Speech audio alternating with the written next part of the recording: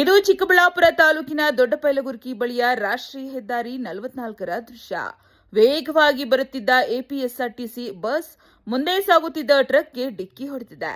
ಡಿಕ್ಕಿಯ ರಭಸಕ್ಕೆ ಬಸ್ನ ಮುಂಭಾಗ ಸಂಪೂರ್ಣ ನುಜ್ಜುಗುಜ್ಜಾಗಿದ್ದು, ಚಾಲಕ ಕ್ಯಾಬಿನ್ನಲ್ಲೇ ಸಿಲುಕಿ ಮೃತಪಟ್ಟಿದ್ದಾನೆ.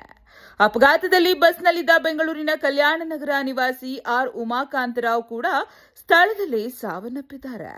ಬಸ್ನಲ್ಲಿ 26ಕ್ಕೂ ಹೆಚ್ಚು ಪ್ರಯಾಣಿಕರಿದ್ದು, ಹಲವರಿಗೆ ಸಣ್ಣ ಪುಟ್ಟ ಗಾಯಗಳಾಗಿವೆ. ಗಾಯಾಳುಗಳನ್ನು ಚಿಕ್ಕಬಳ್ಳಾಪುರ ಜಿಲ್ಲಾಸ್ಪತ್ರೆಗೆ ದಾಖಲಿಸಿ ಚಿಕಿತ್ಸೆ ನೀಡಲಾಗುತ್ತಿದೆ.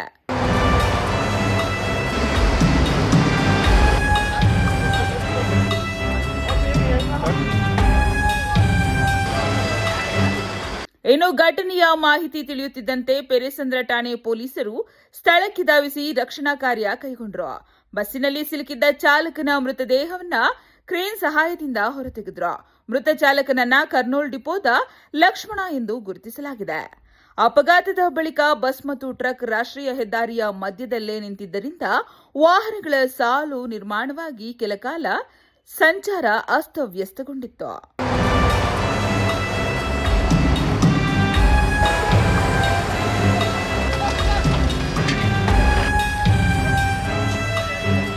ನಂತರ ಕ್ರೇನ್ ಮೂಲಕ 2 ವಾಹನಗಳನ್ನು ತೆರವುಗೊಳಿಸಿ ಸಂಚಾರವನ್ನ ಸುಗಮಗೊಳಿಸಲಾಯಿತು. ಒಟ್ಟಾರೆ ಅಪಘಾತಕ್ಕೆ ನಿಖರ ಕಾರಣವೇನು ಎಂಬುದರ ಬಗ್ಗೆ ಪೆರೇಸಂದ್ರ ಠಾಣೆ ಪೊಲೀಸರು ಪ್ರಕರಣ ದಾಖಲಿಸಿಕೊಂಡು ತನಿಖೆ ಮುಂದುವರೆಸಿದ್ದಾರೆ. Thoudanahalli Ramesh, CTV news, Chikkaballapur.